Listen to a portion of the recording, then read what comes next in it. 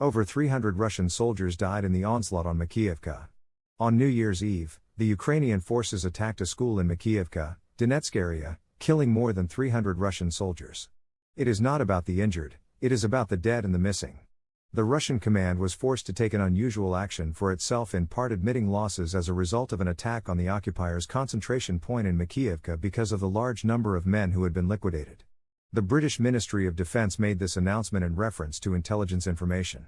On January 1, 2023, a strike on a soldier encampment in Makiivka near Donetsk is thought to have cost Russia more than 300 lives. We predict that rather than being hurt, the majority of them were probably slain or went missing. The Russian Ministry of Defence took a rare action following the attack and declared 89 dead, according to a statement from the British Ministry of Defence. After receiving vehement criticism from Russian military bloggers and allegations of a sizable number of dead mobilized soldiers who were inside the Makiivka school building, the Russian command was forced to acknowledge the losses, at least in part. The discrepancy between claimed and actual losses demonstrates the extent to which official claims in the Since the Russian command received so much criticism following the incident, Russian officials probably decided that it was hard to remain silent. The disparity between the number of victims Russia has acknowledged and the most probable accurate total suggests that deception is frequently used in Russian public statements, the report concluded. The British Ministry of Defence. They also provided an explanation for why official Russian military leadership statements frequently diverge significantly from reality. This is in large part due to the desire of local commanders to absolve themselves of blame for defeats.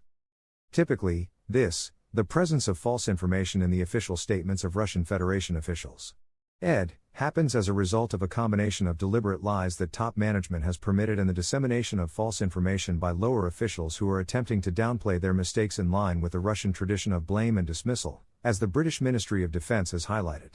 We will remind you that on January 1, 2023, at around midnight, Ukrainian troops attacked a building housing hundreds of Russian occupants in Makiivka, Donetsk area. Up to 600 Russian soldiers who had been mobilized could perish at once, according to the earliest reports of potential losses. Despite the genuine fear that gripped the Russian populace and online communities, the military command of the aggressor state did not officially confirm the strike until the evening of January 2.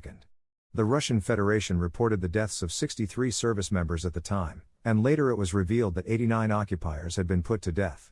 At the same time, the occupants themselves cite disparate losses in intercepted discussions. 12 KAMAZ vehicles were taken away, and 610 people killed in Makiivka, according to one of the invaders who was talking to another. It's interesting that in Samara, where the majority of the dead were from, people refused to release their names under the justification that foreign intelligence would utilize them. In the meantime, news started to spread through the media that the command wanted to launch an offensive right away against the invaders who had made it out of the Makiivka cotton. In the Russian Federation, the hunt for individuals behind the widespread denazification started right away. In the end, they were found. According to Ukrainian intelligence, the invaders accused the deputy head of the Makiivka Internal Affairs Department and 7 people's policemen of the crimes. The Ministry of State Security of the DPR detained them right away. All of them were formally accused of having a negligent attitude toward functional obligations. Instead of sending the accused to prison, they chose to place checkpoints in the Opitny and Maersk areas where they would be required to perform tasks.